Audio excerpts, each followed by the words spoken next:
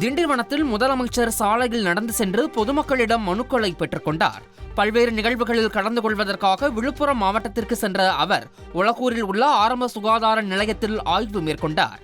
பின்னர் திண்டிவனம் நகர பகுதிக்கு வந்த முதலமைச்சருக்கு அமைச்சர் பொன்முடி, முன்னாள் அமைச்சர் மஸ்தான் மற்றும் ஆயிரக்கணக்கான பொதுமக்கள் உற்சாக வரவேற்பு அளித்தனர். அதனைத் தொடர்ந்து சிறிது தூரம் சாலையில் நடந்து சென்ற முதலமைச்சர் பொதுமக்கள் அளித்த மனுக்களை பெற்றுக் கொண்டார்.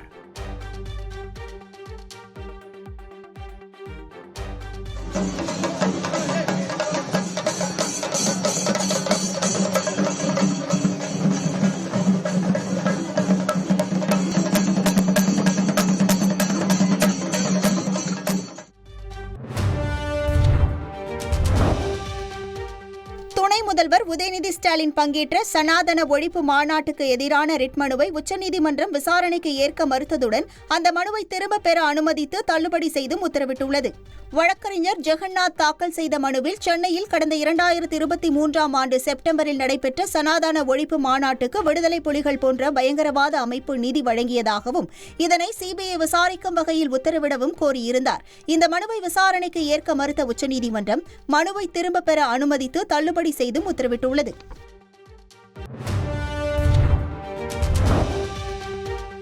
துணை முதலமைச்சர் உதயநிதி ஸ்டாலின் சனாதனம் குறித்து பேசியதற்கு எதிரான வழக்கில் உச்சநீதிமன்றம் அளித்த தீர்ப்பின் மூலம் அவரது பேச்சில் அரசியலமைப்பு சட்டப்படி அடிப்படை உரிமைகள் மீறப்படவில்லை என்பது நிரூபணமாகியுள்ளது என்று தமிழக அரசு தெரிவித்துள்ளது.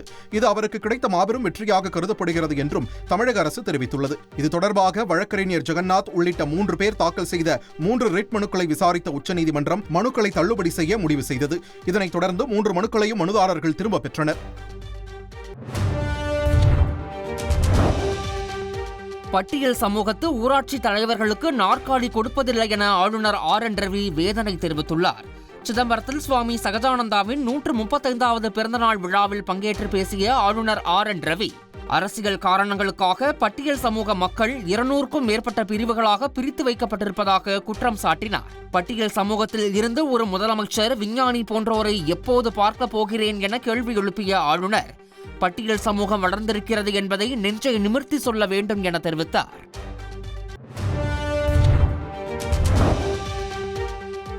தமிழக வெற்றிக் கழக தலைவர் விஜய் தங்களுக்கு எதிரி அல்ல என்று முன்னாள் அமைச்சர் ஜெயக்குமார் தெரிவித்துள்ளார். சென்னையில் செய்தியாளர்களை சந்தித்த அவரிடம் விஜய் நடிக்கும் ஜனநாயகன் படத்தின் போஸ்டரில் எம்ஜிஆரின் நான் ஆணையிட்டால் என்ற வாசகம் பயன்படுத்தியது குறித்து கேள்வி எழுப்பப்பட்டது. எம்ஜிஆரின் பாடல்களையும் தத்துவங்களையும் யார் வேண்டுமானாலும் பயன்படுத்தலாம் என்று கூறிய ஜெயக்குமார் விஜய் தங்களுக்கு எதிரி அல்ல என்றும் கூறினார். அவர் ஒன்றும் எதிரி இல்லையே. அவர் ஒரு கட்சி ஆரம்பித்து அவர் கொள்கையை பிரகடனப்படுத்துறாரு. எங்கள் கட்சியினுடைய கொள்கையை நாங்கள் பிரகடனப்படுத்துகிறோம். அவ்வளோதான். அவர் வேலையை அவர் பார்க்குறாரு, எங்கள் வேலையை நாங்கள் பார்த்துட்ருக்குறோம்.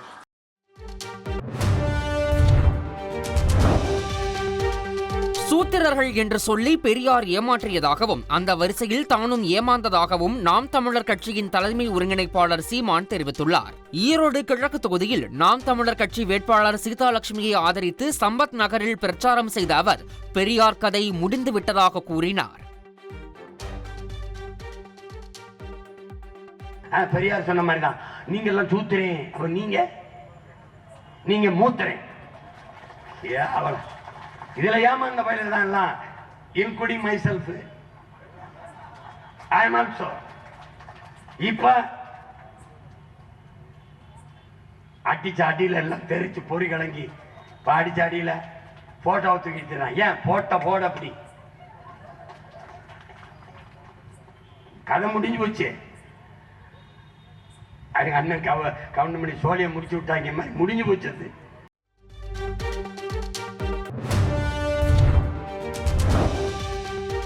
விடுதலை புலிகளின் பதுங்கு இடங்கள், போர் தளவாடங்கள் குறித்த தகவல்களை இலங்கை அரசுக்கு சீமான் உளவு பார்த்து அளித்ததால்தான் தமிழ் ஈழம் முற்றிலுமாக அழிக்கப்பட்டதாக திமுக மாணவரணி தலைவர் ராஜீவ்காந்தி குற்றம் சாட்டியுள்ளார். கோவையில் செய்தியாளர்களிடம் பேசிய அவர் தமிழ் ஈழத்தில் 6-7 மாதங்களாக தங்கியிருந்த சீமான் விடுதலை புலிகளின் பதுங்கு இடங்கள், போர் தளவாடங்கள் குறித்து உளவு பார்த்ததாக குற்றம் சாட்டினார். மேலும் இந்த தகவல்களை சிங்கள அரசுக்கும் பன்னாட்டு அரசுக்கும் அவர் அளித்ததால்தான் தமிழ் ஈழம் முற்றிலுமாக அழிக்கப்பட்டதாக குற்றச்சாட்டு தெரிவித்தார்.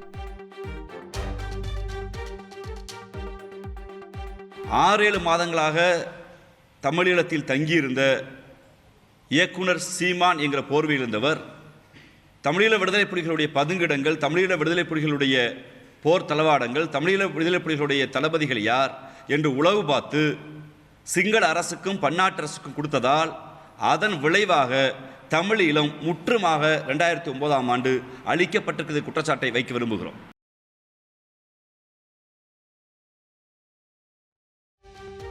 தஞ்சையில் மத்திய இணையமைச்சர் எல் முருகன் முன்னிலையில் பாஜகவினர் வாக்குவாதத்தில் ஈடுபட்டதால் பரபரப்பு ஏற்பட்டது. தஞ்சை தெற்கு மாவட்ட தலைவர் பதவிக்கு ஜெய் சதீஷ் என்பவர் மீண்டும் தேர்ந்தெடுக்கப்பட்டதால் சலசலப்பு ஏற்பட்டது. தொடர்ந்து செய்தியாளர்களை சந்தித்த எல் முருகன் ஆளுநருக்கு எதிராக தமிழக அரசு காழ்ப்புணர்ச்சியுடன் செயல்படுவதாக குற்றம் சாட்டினார்.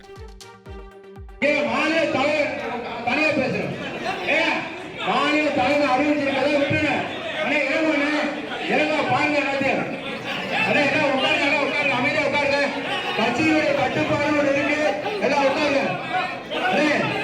ரொம்ப கட்டாருங்க. மாநிலத்தில் ஒரு அமைச்சர் வந்திருக்காரு, ஒரு மரியாதை கொடுங்க. அமைச்சர் வந்திருக்காரு, மரியாதை கொடுங்க. எல்லாம் உட்காருங்க, எல்லாம் உட்காருங்க. அடே விடாதே, எல்லாம் உட்காரு.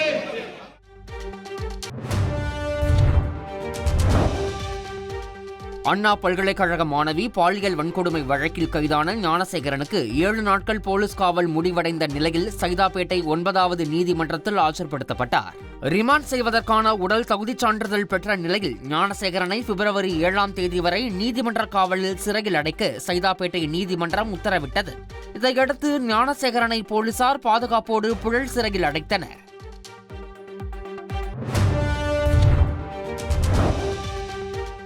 சென்னையில் பள்ளி மாணவிகள் 3 பேர் பாலியல் வன்கொடுமை செய்யப்பட்ட சம்பவத்தை முன்வைத்து அதிமுக பொதுச் செயலாளர் எடப்பாடி பழனிசாமி விமர்சித்திருந்த நிலையில் அவருக்கு அமைச்சர் சிவசங்கர் தனது எக்ஸ் தளத்தில் பதிலளித்துள்ளார். அதில் அண்ணாநகர் சிறுமி பாலியல் வன்கொடுமை, பொள்ளாச்சி பாலியல் வன்கொடுமை சம்பவங்களில் கைதானவர்கள், நடிகை அளித்த புகாரில் கைதான முன்னாள் அமைச்சர் மணிகண்டன் ஆகியோரின் பெயர்களை குறிப்பிட்டுள்ளார்.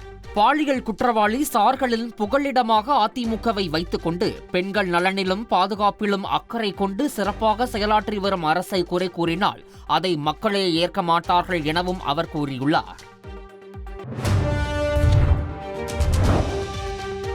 திருப்பூர் மாவட்டம் பல்லடம் அருகே செயல்படாத கல்குவாரியில் துணி துவைக்க சென்ற தாய் மற்றும் 2 மகள்கள் உட்பட 3 பேர் நீரில் மூழ்கி உயிரிழந்த சம்பவம் அதிர்ச்சியை ஏற்படுத்தியுள்ளது.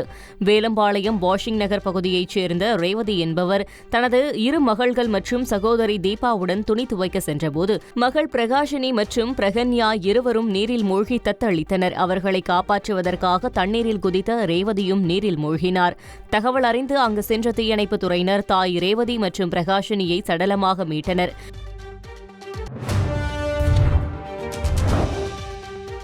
கைலாஷ் மான்சரோவர் யாத்திரையை மீண்டும் தொடங்க இந்தியா சீனா இடையே முடிவு செய்யப்பட்டிருப்பதாக வெளியுறவு அமைச்சகம் தெரிவித்துள்ளது. கொரோனா பெருந்தொற்று, யாத்திரைக்கான ஏற்பாடுகளை சீனா புதுப்பிக்காதது உள்ளிட்ட காரணங்களால் கடந்த 2020ஆம் ஆண்டு முதல் கைலாஷ் மான்சரோவர் யாத்திரை ரத்து செய்யப்பட்டிருந்தது. இந்நிலையில் வெளியுறவுத்துறை செயலாளர் விக்ரம் மிஸ்ரியின் சீன பயணத்தை அடுத்து கைலாஷ் மான்சரோவர் யாத்திரையை மீண்டும் தொடங்க முடிவு செய்யப்பட்டுள்ளது.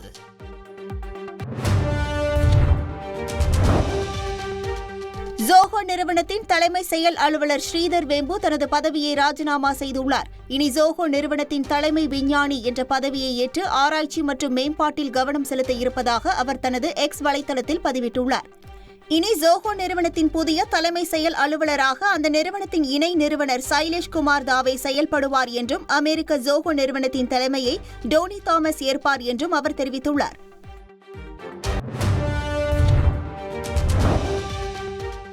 டெல்லிக்கு வரும் யமுனை நீரில் அம்மோனியா நச்சை ஹரியானா பாஜக அரசு கலந்து விடுவதாக ஆம் ஆத்மி கட்சி பகிரங்கமாக குற்றம் சாட்டியுள்ளது. இது தொடர்பாக டெல்லி முதல்வர் அதிஷி மற்றும் பஞ்சாப் முதல்வர் பகவந்த் மான் ஆகியோர் தேர்தல் தலைமை ஆணையருக்கு கடிதம் எழுதியுள்ளனர். இதனிடையே வீடியோ மூலம் பேசியுள்ள அதிஷி தண்ணீரில் எந்த பிரச்சனையும் இல்லை என்று துணைநிலை ஆளுநரின் அழுத்தத்தால் டெல்லி குடிநீர் வாரிய அதிகாரிகள் தெரிவித்துள்ளதாக குற்றம் சாட்டியுள்ளார். டெல்லி குடிநீர் வாரியம் எழுதியுள்ள கடிதத்தில் 1 ppm அமோனியாவை சுத்திகரிக்கும் நிலையில் இருந்து 2.5 ppm அளவிற்கு அதிகரித்துள்ளதாக தெரிவித்துள்ள அதிஷி, ஆனால் 6.5 ppm என்ற அளவுக்கு 6 மடங்கு அமோனியா அதிகரித்துள்ளதாக தெரிவித்துள்ளார்.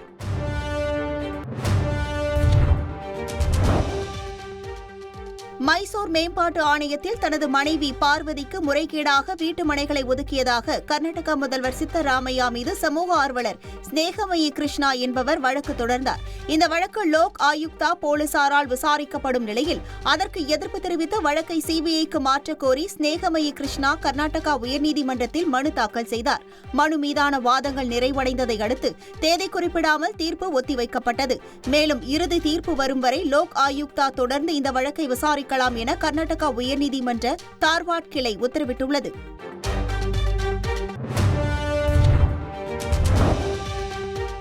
கர்நாடகாவில் நில முறைகேடு விவகாரத்தில் அம்மாநில முதல்வர் சித்தராமையாவின் மனைவி பார்வதி நேரில் ஆஜராக அமலாக்கத்துறை அனுப்பியிருந்த நோட்டீஸுக்கு கர்நாடகா உயர்நீதிமன்றம் இடைக்கால தடை விதித்துள்ளது.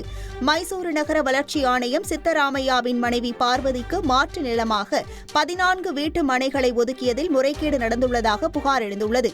இந்த விவகாரத்தில் பார்வதி ஜனவரி 28ஆம் தேதி நேரில் ஆஜராக வேண்டும் என்று அமலாக்கத்துறை சம்மன் அனுப்பியிருந்தது. இதை எதிர்த்து பார்வதி தாக்கல் செய்த மனுவை விசாரித்த உயர்நீதிமன்றம் அமலாக்கத்துறையின் விசாரணைக்கு இடைக்கால தடை விதித்து உத்தரவு பிறப்பித்தது.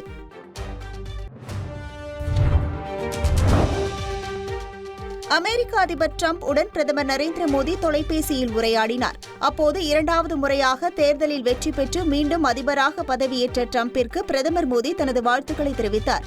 பரஸ்பர நன்மை மற்றும் நம்பகமான கூட்டாண்மைக்கு தாங்கள் கடமைப்பட்டுள்ளதாக தெரிவித்த பிரதமர் மோடி, இரு நாட்டு மக்களின் நலனுக்காகவும் உலக அமைதி, வளர்ச்சி மற்றும் பாதுகாப்பிற்காகவும் இணைந்து செயல்படுவோம் என்றும் தெரிவித்துள்ளார்.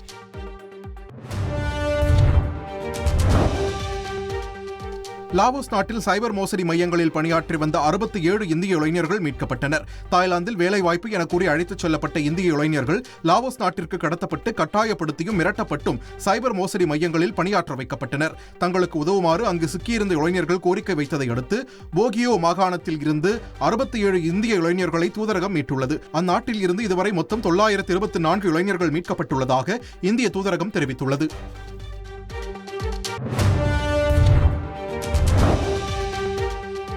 இஸ்ரேல் ஹமாஸுக்கு இடையேயான போர் முடிவுக்கு வந்தபோதும் முக்கிய இஸ்ரேலிய பிணை கைதியான அர்பெல் யாஹூட்டை விடுவிக்காததால் வடக்கு காசாவிற்கு பாலஸ்தீனியர்கள் செல்ல இஸ்ரேல் தடை விதித்திருந்தது.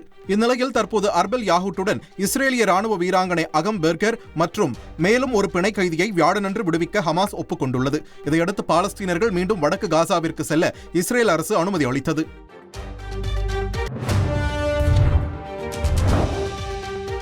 வடக்கு காசாவிற்கு பாலஸ்தீனியர்கள் செல்ல இஸ்ரேல் அரசு அனுமதி அளித்ததை அடுத்து போர் காரணமாக காசாவை விட்டுச் சென்ற ஆயிரக்கணக்கான மக்கள் மீண்டும் வடக்கு காசாவை நோக்கி படையெடுக்கும் கழுகு பார்வை காட்சிகள் வெளியாகியுள்ளன.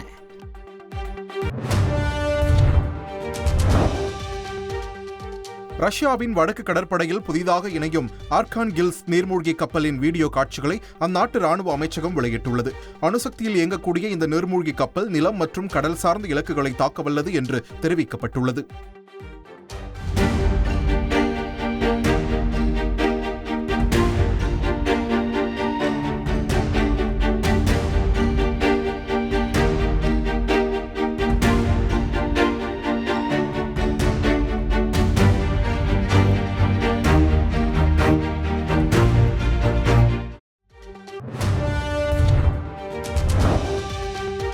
டெக் உலகில் பலரையும் அதிர வைத்த அமெரிக்காவின் சாட் ஜிபிடியை சீனாவின் டீப்சீக் ஏஐ ஓரம் கட்டியிருப்பது ஏஐ தொழில்நுட்ப உலகில் அமெரிக்காவின் செல்வாக்கை அசைத்து பார்க்கிறதா சீனா என்ற விவாதம் எழ காரணமாகியுள்ளது.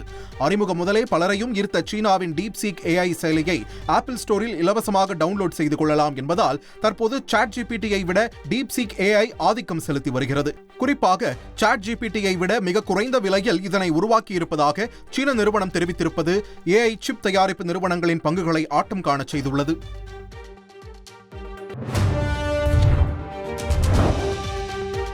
ஐசிசியின் 2024ஆம் ஆண்டுக்கான சிறந்த டெஸ்ட் வீரருக்கான விருதை வேகப்பந்து வீச்சாளர் ஜஸ்பிரித் பும்ரா வென்றுள்ளார். இதன் மூலம் இந்த விருதை கைப்பற்றிய முதல் இந்திய வேகப்பந்து வீச்சாளர் என்ற சாதனையை அவர் படைத்துள்ளார். கடைசியாக கடந்த 2018ஆம் ஆண்டு சிறந்த டெஸ்ட் வீரருக்கான விருதை விராட் கோலி வென்றிருந்த நிலையில் 7 ஆண்டுகளுக்கு பிறகு இந்திய கிரிக்கெட் வீரர் ஒருவர் ஐசிசியின் சிறந்த டெஸ்ட் வீரருக்கான விருதை வென்றிருப்பது குறிப்பிடத்தக்கது.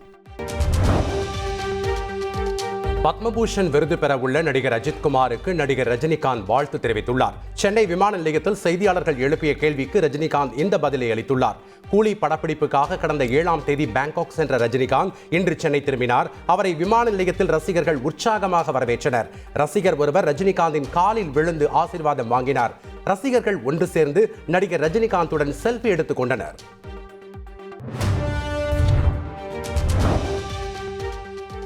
பாலிவுட் நடிகர் சைஃப் அலி கான் மீது தாக்குதல் நடத்திய விவகாரத்தில் மேற்குவங்க மாநிலத்தைச் சேர்ந்த பெண் ஒருவரை போலீசார் கைது செய்துள்ளனர். மும்பை பாந்திராவில் வசித்து வந்த நடிகர் சைஃப் அலி கான் தாக்கப்பட்ட வழக்கில் வங்கதேசத்தைச் சேர்ந்த ஷரீஃபுல் இஸ்லாம் என்பவரை போலீசார் ஏற்கனவே கைது செய்துள்ளனர். இந்நிலையில் ஷரீஃபுல் இஸ்லாம் மேற்குவங்க மாநிலம் முர்ஷிதாபாத் மாவட்டத்தைச் சேர்ந்த குக்குமோனி ஜஹாங்கீர் ஷேக் என்ற பெண்ணுடன் தொடர்பில் இருந்ததாகவும் அவர் பெயரில் பதியப்பட்ட சிம் கார்டை ஷரீஃபுல் இஸ்லாம் பயன்படுத்தி உள்ளதாகவும் போலீசார் தெரிவித்துள்ளனர். தற்போது அந்த பெண்ணை கைது செய்துள்ள போலீசார் மும்பை அழைத்து வந்து விசாரிக்க முடிவு செய்துள்ளனர்.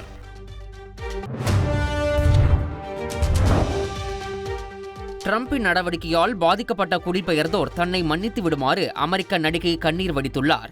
நடிகையும் பாப் பாடகியுமான செலினா கோமஸ் தனது இன்ஸ்டாவில் வீடியோ ஒன்றை பகிர்ந்துள்ளார்.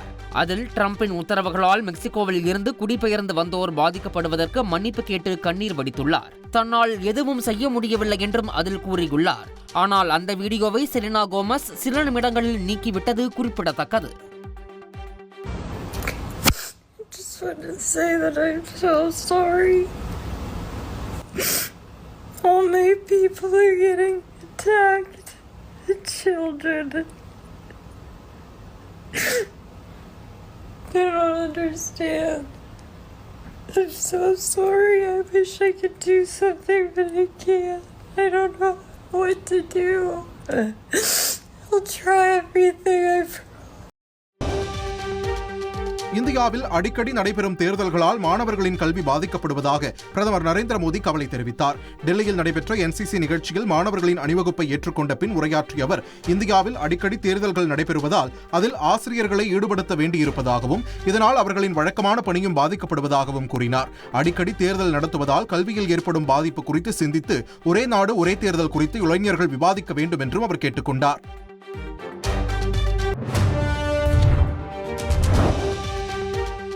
பள்ளிக் கல்வித்துறையில் 47,000 தற்காலிக பணியிடங்கள் நிரந்தர பணியிடங்களாக மாற்றம் செய்யப்பட்டுள்ளன.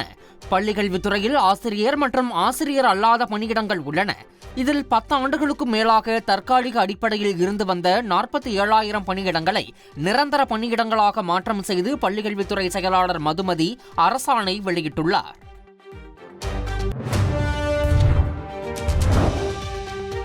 விபத்தில் மூளைச்சாவு அடைந்த அரசு பள்ளி தலைமை ஆசிரியரின் உடல் உறுப்புகள் மூலம் 5 பேர் மறுவாழ்வு அடைந்துள்ளனர். பொள்ளாச்சி நல்லூர் பகுதியைச் சேர்ந்தவர் செந்தில்குமார் தலைமை ஆசிரியரான இவர் கடந்த 24ஆம் தேதி சாலை விபத்தில் சிக்கினார். தொடர்ந்து கோவை அரசு மருத்துவமனையில் அனுமதிக்கப்பட்ட நிலையில் சிகிச்சை பலனளிக்காமல் மூளைச்சாவு அடைந்தார். இதையடுத்து குடும்ப உறுப்பினர்கள் சம்மதம் தெரிவித்ததைத் தொடர்ந்து அவரது உடல் உறுப்புகள் தானமாக பெறப்பட்டு 5 பேருக்கு வழங்கி மறுவாழ்வு அளிக்கப்பட்டுள்ளது.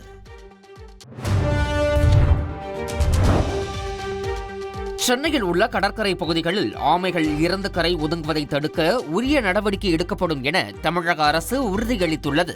சென்னை நீலாங்கரை, கோவளம் உள்ளிட்ட கடற்கரை பகுதிகளில் அண்மை காலமாக ஆமைகள் இறந்து கரை ஒதுங்குவது அதிகரித்தது சுற்றுச்சூழல் ஆர்வலர்களை கலக்கத்தில் ஆழ்த்தியது. இந்த சூழலில் குஞ்சு பொரிப்பதற்காக கடற்கரைக்கு படையெடுக்கும் ஆமைகளின் இறப்பை கட்டுப்படுத்த துரிதமான நடவடிக்கைகள் எடுக்கப்படும் என தலைமை செயலாளர் தலைமையில் நடைபெற்ற ஆலோசனைக் கூட்டத்தில் உறுதியளிக்கப்பட்டது.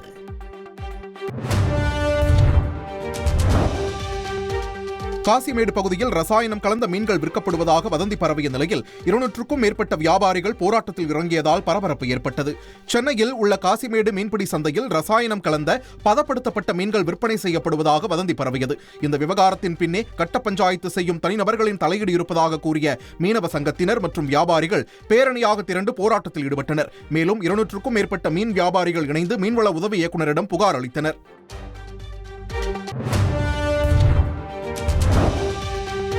பழைய ஓய்வூதிய திட்டம் உள்ளிட்ட 10 அம்ச கோரிக்கைகளை வலியுறுத்தி பிப்ரவரி 14ஆம் தேதி மாநிலம் தழுவிய ஆர்ப்பாட்டம் நடைபெறும் என ஜாக்டோ ஜியோ அறிவித்துள்ளது.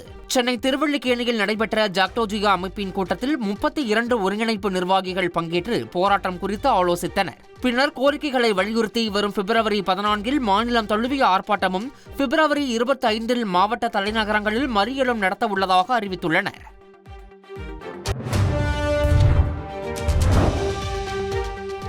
கோவையில் தனியார் நிறுவனத்தில் பணியாற்றிய நூற்றுக்கணக்கான ஊழியர்கள் எந்தவித முன் அறிவிப்பும் இன்றி திடீரென பணி நீக்கம் செய்யப்பட்டது பரபரப்பை ஏற்படுத்தியுள்ளது. அமெரிக்காவைச் சார்ந்த தகவல் தொழில்நுட்ப நிறுவனமான ஃபோக்கஸ் செஜமேட்டிக்ஸ் நிறுவனத்தில் இருந்து பணி நீக்கம் செய்யப்பட்ட ஊழியர்கள் கோவை மாவட்ட ஆட்சியர் அலுவலகம் முன்பு ஆர்ப்பாட்டத்தில் ஈடுபட்டனர்.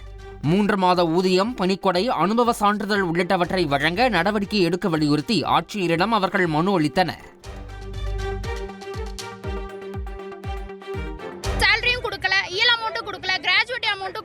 ஸோ இதெல்லாம் நாங்கள் என்ன பண்ணுறது? யூஎஸ் ஷிஃப்ட்டுங்கும் போது நாங்கள் இந்த வருஷம் தீபாவளி, பொங்கல் எல்லாம் இந்த வருஷம் மட்டும் இல்லை, 5 இயர்ஸாகவே தீபாவளி, பொங்கல் எந்த ஒரு இந்தியன் ஃபெஸ்டிவலுக்கும் நாங்கள் வீட்லேயே இருக்கல. கிட்ஸ் எல்லாத்தையும் விட்டுட்டு நாங்கள் வந்து நைட் ஷிஃப்ட் பார்த்துருக்கோம். அத்தனை பேர்த்துக்குமே ஒரு சிஓஓ இருக்கிறதுலே ஹையஸ்ட் பொசிஷன் சிஓஓ அபினவ் ரமணின்னு அவர்கிட்ட இருந்து எங்களுக்கு ரினியூ லெட்டர் சைன் ஆகி வந்திருக்கு.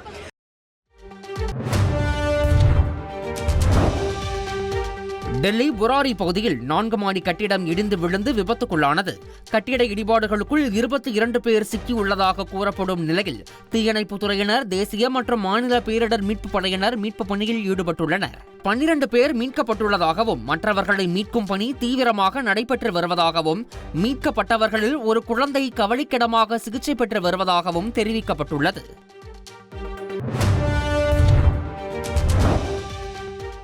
பீகார் மாநிலம் முசாஃபர்பூரில் இருசக்கர வாகனத்தில் பள்ளிக்கு சென்ற ஆசிரியர்கள் மீது மரக்கிளை முறிந்து விழுந்த விபத்தில் 2 பரிதாபமாக உயிரிழந்தனர். அரசு பள்ளி தலைமை ஆசிரியரோடு உடன் பணிபுரியும் ஆசிரியையும் இருசக்கர வாகனத்தில் பள்ளிக்கு சென்றனர். அப்போது கண்டெய்னர் லாரி சாலையோர மரத்தின் மீது மோதியதில் கிளை முறிந்து 2 மீதும் விழுந்தது. இதில் நிகழ்விடத்திலேயே ஆசிரியை விஷாகா உயிரிழந்த நிலையில் மருத்துவமனையில் சிகிச்சை பலனின்றி தலைமை ஆசிரியர் உயிரிழந்தார்.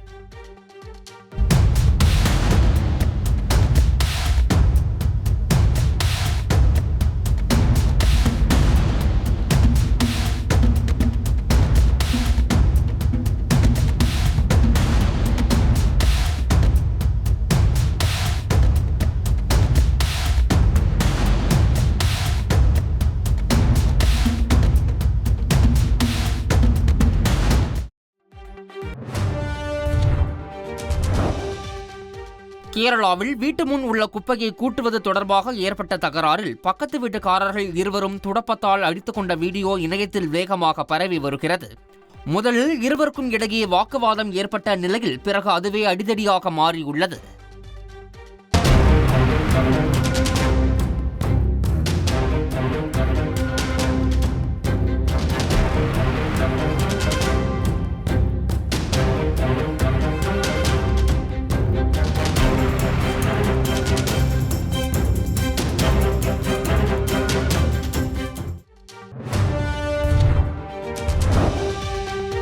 கோவையில் தன் மீதான வழக்குகளை நியாயமாக விசாரிக்க கோரி காவல் உதவி ஆய்வாளருடன் வாக்குவாதத்தில் ஈடுபட்ட நபரால் பரபரப்பான சூழல் நிலவியது. கரும்புக்கடை பகுதியைச் சேர்ந்த முகமது ரிஸ்வான் என்பவர் மீது போக்சோ உள்ளிட்ட பல்வேறு வழக்குகள் நிலுவையில் உள்ளதாக கூறப்படும் நிலையில் தன் மீதான வழக்குகளை நியாயமாக விசாரிக்க கோரி மாவட்ட ஆட்சியரிடம் நேரில் முறையிட சென்றார்.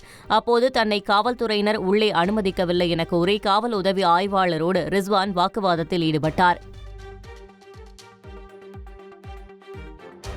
என்ன கூட்டிட்டு போய் ஸ்டேஷன் 5 பேர் என்ன கூட்டிட்டு போய் தூக்குறீங்க. தனித்தனியா வரணும், தப்புன்னா பண்ணணும், புரிஞ்சுங்களா? தனியா வந்து நிக்கணும் என்கிட்ட, சரிங்களா? இப்படியெல்லாம் வந்து கோலத்தனம் காட்டக்கூடாது, சரிங்களா?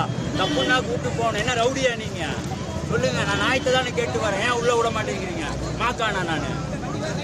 நான் மாக்கானா கேட்கறேன்ல, நான் மாக்கானா?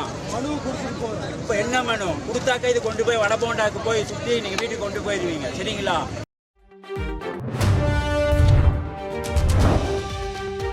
சென்னை கோயம்பேட்டில் ஈரோட்டில் உள்ள திரையரங்கில் குடும்பஸ்தன் திரைப்படம் பாதியிலேயே நிறுத்தப்பட்டதால் பரபரப்பு ஏற்பட்டது. கோயம்பேடு பகுதியில் உள்ள தனியார் வணிக வளாகத்தில் மல்டிபிளெக்ஸ் திரையரங்கம் உள்ளது.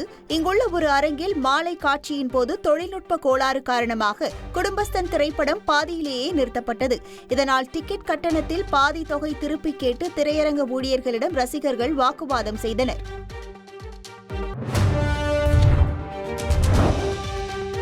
புற்றுநோய்க்கு சிகிச்சை பெற்று நாடு திரும்பியுள்ள பிரபல கன்னட நடிகர் சிவராஜ்குமாரை கர்நாடக முதல்வர் சித்தராமையா அவரது வீட்டில் நேரில் சந்தித்து நலம் விசாரித்தார்.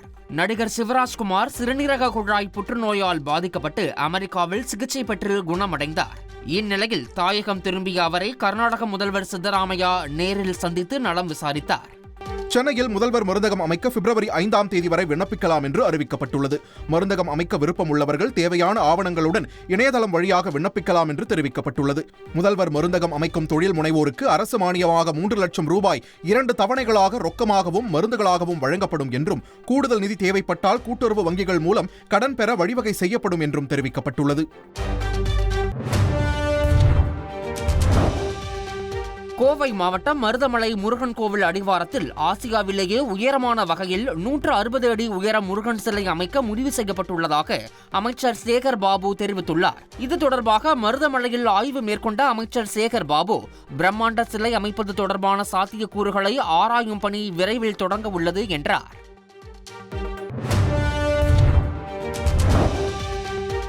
பெற்றவர்களை கண்டுகொள்ளாத கல்நஞ்சம் கொண்ட பிள்ளைகளுக்கு மத்தியில் ராமநாதபுரத்தில் பெற்ற தாய்க்கு கோயில் கட்டி கும்பிட்டு வரும் பிள்ளைகளின் செயல் நிகழ்ச்சியை ஏற்படுத்தியுள்ளது. ராமநாதபுரம் வஉசி நகரைச் சேர்ந்த முத்து என்பவரின் மனைவி ராஜாத்தி கடந்த ஆண்டு உயிரிழந்தார். இந்நிலையில் தனது தாயாருக்கு ரவி, ஹரி, சுதன் ஆகிய 3 மகன்களும் சேர்ந்து 5.5 அடி உயரத்தில் சிலை வடிவமைத்து தாஜ்மஹால் வடிவில் கோவில் கட்டியுள்ளனர். அந்த கோயிலில் அவர்களது குடும்பத்தினரும் உறவினர்களும் மலர் தூவி ராஜாத்தி தாயாரை வணங்கினர். தீ விபத்தில் பாதிக்கப்பட்டவர்களை மருத்துவமனைக்கு அழைத்து செல்வதற்காக போக்குவரத்தை சரி செய்தபடியே ஆம்புலன்ஸ் ஓட்டிய காட்சி வைரலாகி வருகிறது. தென்காசி மாவட்டம் சக்தி நகரில் வீட்டில் சிலிண்டர் வெடித்து தாய் மற்றும் 2 குழந்தைகள் படுகாயமடைந்தனர். பாதிக்கப்பட்ட 3வரும் மேல் சிகிச்சைக்காக மதுரையில் உள்ள தனியார் மருத்துவமனைக்கு கொண்டு செல்லப்பட்டனர். அப்போது கூடுதலாக ஒரு ஆம்புலன்ஸ் இயக்கப்பட்டு போக்குவரத்து நெரிசலை சரி செய்தபடியே ஓட்டுநர் துரிதமாக செயல்பட்ட காட்சி இணையத்தில் வேகமாக பகிரப்பட்டு வருகிறது.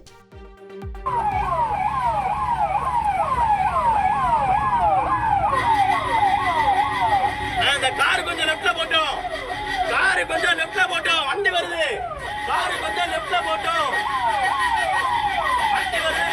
கார் கொஞ்சம் லெஃப்ட்ல போட்டோம், கார் கொஞ்சம் லெஃப்ட்ல போட்டோம், ஒரு 5 நிமிஷம் வண்டி ஓரமா நிக்கட்டும்.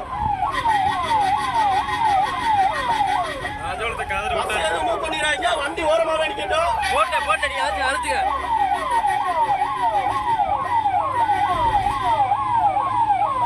கொஞ்சம் ஓரமா நினைக்கோங்க, மக்கள் கொஞ்சம் ஓரமா நினைக்க, மக்கள் கொஞ்சம் ஓரமா நினைக்கோங்க. அதை கொஞ்சம் வழி விடுங்க, நானே கொஞ்சம் வழி விடுங்க, ஓரமா நினைக்கோங்க.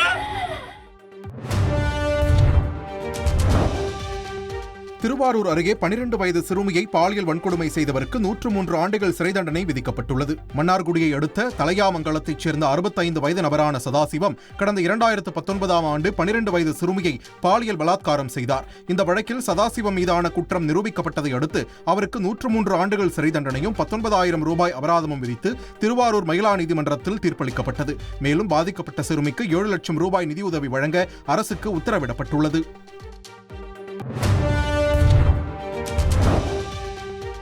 திருப்பூரில் காதலியின் கழுத்தை அறுத்துவிட்டு அவருடைய வீட்டில் இளைஞர் தூக்கிட்டு தற்கொலை செய்து கொண்டார். உடுமலையைச் சேர்ந்த ஸ்னேகா என்பவர் தனது தாயாருடன் திருப்பூரில் தங்கியுள்ள நிலையில் தீபக் என்ற இளைஞருடன் இன்ஸ்டாகிராமில் பழக்கம் ஏற்பட்டுள்ளது.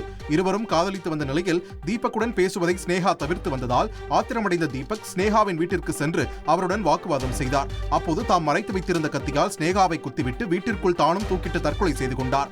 இதில் காயமடைந்த ஸ்னேகா திருப்பூர் அரசு மருத்துவக் கல்லூரியில் சிகிச்சை பெற்று வருகிறார்.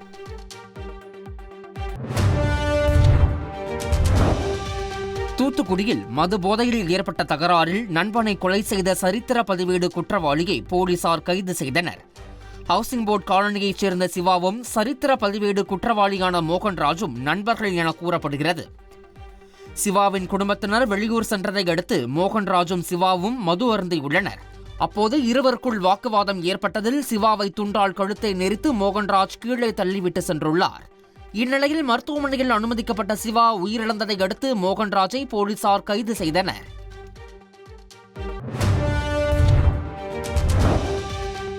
கணவனை இழந்து சிங்கிள் பேரண்டாக இருந்து வரும் தன்னை பற்றி அவதூறாக பேசிய யூடியூபர் சித்ரா மீது நடவடிக்கை கோரி மதுரை சைபர் கிரைம் போலீசாரிடம் யூடியூபர் சுமதி புகார் அளித்துள்ளார். மக்கள் பார்வை என்ற யூடியூப் சேனலை நடத்தி வரும் சித்ரா என்பவர் சென்னையில் செய்தியாளர்களை சந்தித்து பேசிய போது பாலியல் சர்ச்சை தொடர்பாக யூடியூபர் சுமதி குறித்து பேசியிருந்தார்.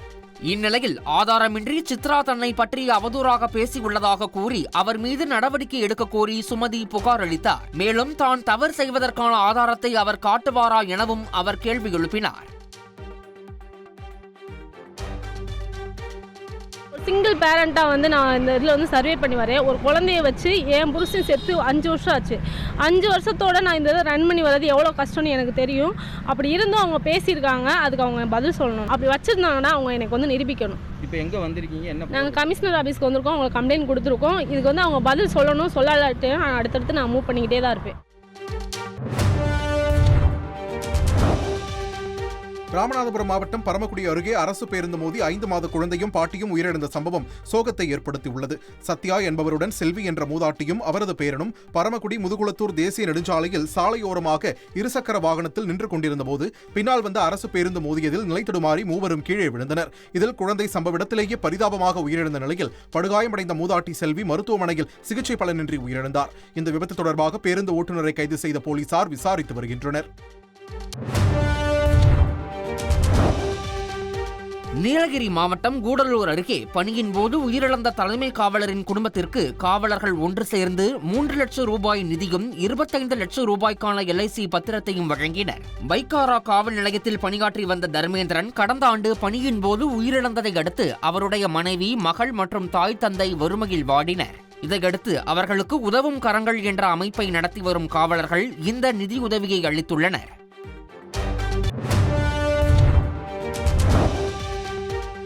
ஆன்மீக பயணத்திற்காக வந்திருந்த கர்நாடக பக்தர் கடலில் அடித்துச் செல்லப்பட்ட சம்பவம் அதிர்ச்சியை ஏற்படுத்தியுள்ளது. கர்நாடக மாநிலம் புராலம் கிராமத்தைச் சேர்ந்த 75 பேர் மேல்மருவத்தூர் ஆதிபராசக்தி கோவிலுக்கு ஆன்மீக சுற்றுலா வந்திருந்தனர். இந்நிலையில் மாமல்லபுரம் சுற்றுலா தலத்திற்கு சென்ற பக்தர்கள் கடலில் குளித்து மகிழ்ந்துள்ளனர். அப்போது நவீன், தனுஷ், முரளி ஆகிய 3 இளைஞர்கள் ராட்சத அலையில் சிக்கி இழுத்துச் செல்லப்பட்டனர்.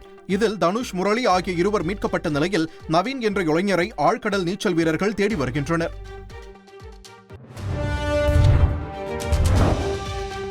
தனியார் வங்கி பணியாளரை காதலித்து ஏமாற்றிய இளைஞரை போலீசார் கைது செய்துள்ளனர். திருப்பத்தூர் மாவட்டம் வாணியம்பாடியை அடுத்த அம்பலூர் பகுதியைச் சேர்ந்த லாவண்யா கணவரை இழந்து தனியாக வசித்து வரும் நிலையில் செங்கல்பட்டில் உள்ள தனியார் வங்கியில் பணிபுரிந்து வருகிறார். இவரை அரக்கோணத்தைச் சேர்ந்த தன்ராஜ் என்பவர் காதலித்து வந்த நிலையில் வேறு பெண்ணுடன் திருமணம் நிச்சயமானதாக கூறப்படுகிறது. இதனால் அதிர்ச்சியடைந்த லாவண்யா அளித்த புகாரின் பேரில் தன்ராஜ் கைது செய்யப்பட்டார். தலைமறைவாக உள்ள தன்ராஜின் குடும்பத்தினரை போலீசார் தேடி வருகின்றனர்.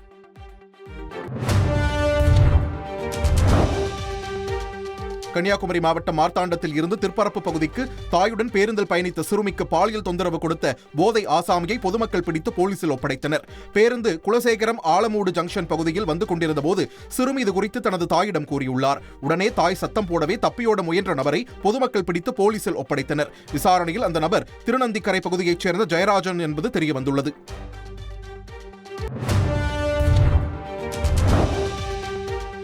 கிருஷ்ணகிரியில் இருந்து பெண்ணாகரம் அருகே நெல்லம்பில் ஏற்றி வந்த லாரி கள்ளிப்புறம் பகுதியில் வந்தபோது தாழ்வாக சென்ற மின்கம்பி மீது உரசியதில் தீ விபத்து ஏற்பட்டது.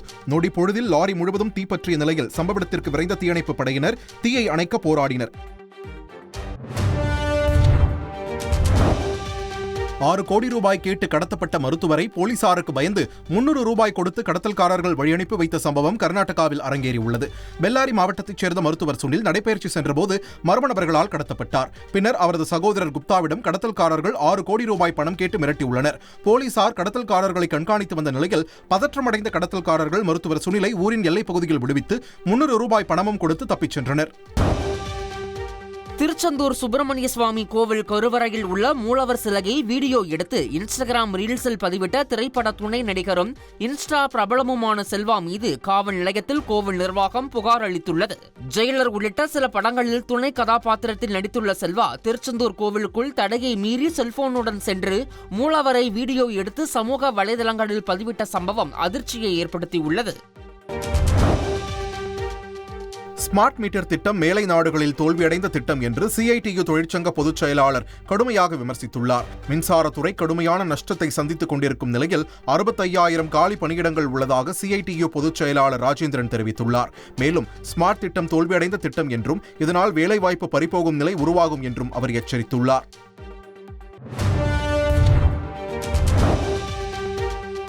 செங்கல்பட்டு மாவட்டம் மறைமலை நகரில் ஓராண்டிற்கு முன் அடகு வைத்த நகையை மீட்டுத் தரக் கோரி அளித்த புகாரில் எந்த நடவடிக்கையும் எடுக்காத போலீசாரை கண்டித்து மாற்றுத்திறனாளி மகனுடன் போராட முயன்ற பெண்ணால் பரபரப்பு ஏற்பட்டது. கடந்த 2024 சுமார் 75 சவரன் தங்க நகைகளை மங்கள்ராம் என்பவரிடம் அடகு வைத்த ராணி அதனை மீட்க முடியாததால் போலீசில் புகார் அளித்தார். ஆனால் ஓராண்டு ஆகியும் புகார் மீது எந்த நடவடிக்கையும் போலீசார் எடுக்காததால் விரக்தியடைந்த ராணி மறைமலை நகர் காவல் நிலையம் முன்பு போராட்டத்தில் ஈடுபட முயன்றார்.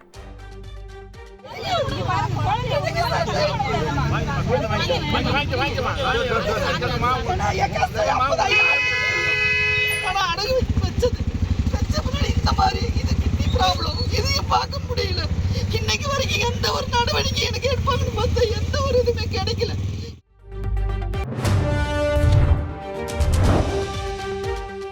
கள்ளக்குறிச்சி அருகே 100 நாள் வேலை திட்டத்தில் நடக்கும் முறைகேடுகளை கண்டுபிடித்த துணைத் தலைவர் பணித்தள பொறுப்பாளரிடம் நியாயம் கேட்கும் வீடியோ வைரலாகி வருகிறது. தியாகதுருகம் அருகே உள்ள பிருத்திவிமங்கலம் ஊராட்சியில் 100 நாள் வேலை நடைபெறும் இடத்திற்கு சென்ற ஊராட்சி மன்ற துணைத் தலைவர் மதீன் பணி பதிவேடுகளை சரிபார்த்தபோது வேலைக்கு 160 பேர் பதிவு செய்துள்ள நிலையில் பணி பொறுப்பாளரின் பதிவேட்டில் 97 பேர் மட்டுமே இருந்தது தெரியவந்துள்ளது. எஞ்சியுள்ள சுமார் 60 பேர் எங்கே என்று அவர் பொறுப்பாளரிடம் கேள்வி எழுப்பினார். 97 பேர் இந்த லிஸ்ட்ல இருக்கிறது 160 பேர் 60 தெரியாதா நம்பர் 60 பேர் நான் எழுதி கொடுத்தது இது அது அடிச்சு வந்தது அது அவ்வளவுதானே எனக்கு தெரியும். நான் என்ன உங்கள்ட்ட மறைச்சு நான் என்ன பண்ண போறேன்?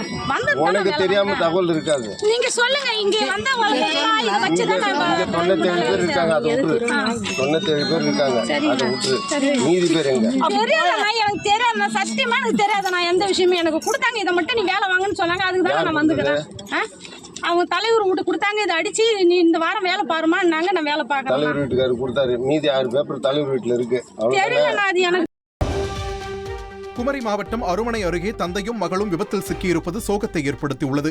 ஜெயசிங் என்பவர் மகளை பள்ளியில் விடுவதற்காக இருசக்கர வாகனத்தில் சென்றபோது ஸ்கூட்டரில் அதிவேகத்தில் வந்த கல்லூரி மாணவர்கள் பைக் மீது மோதியுள்ளனர். இதில் படுகாயமடைந்த தந்தை மற்றும் மகளை பொதுமக்கள் மருத்துவமனைக்கு அனுப்பி வைத்த நிலையில் போலீசார் விபத்து குறித்து விசாரணை நடத்தி வருகின்றனர். தற்போது இந்த விபத்தின் CCTV காட்சிகள் வெளியாகி பரபரப்பை ஏற்படுத்தியுள்ளது.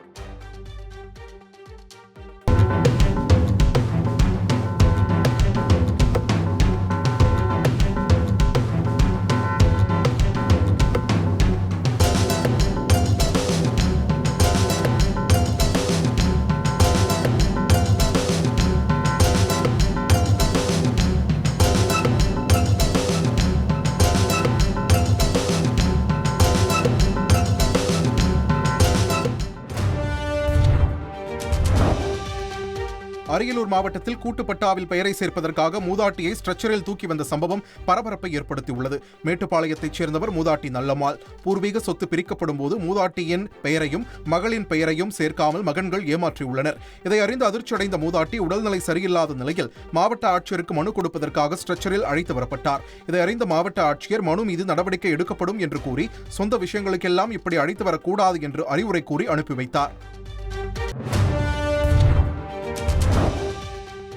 நீலகிரி மாவட்டத்தில் முகாம்களில் வளர்க்கப்படும் 29 யானைகளின் எடை அளவீடு செய்யப்பட்டது.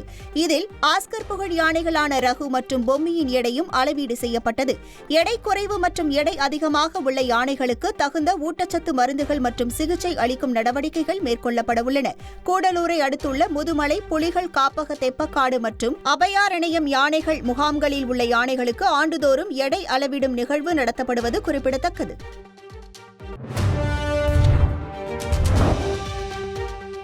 காங்கோ நாட்டில் முக்கிய நகரமான கோமாவை கிளர்ச்சியாளர்கள் கைப்பற்றிவிட்டதாக தகவல் வெளியாகியுள்ள நிலையில் அங்குள்ள சிறையில் இருந்து ஆயிரக்கணக்கான கைதிகள் தப்பி ஓடும் காட்சிகள் இணையத்தில் வெளியாகியுள்ளன. கிட்டத்தட்ட 3000 கைதிகள் தப்பி ஓடியிருப்பதாக கூறப்படுவதால் அங்கு நிலைமை கைமீறி சென்றுள்ளது.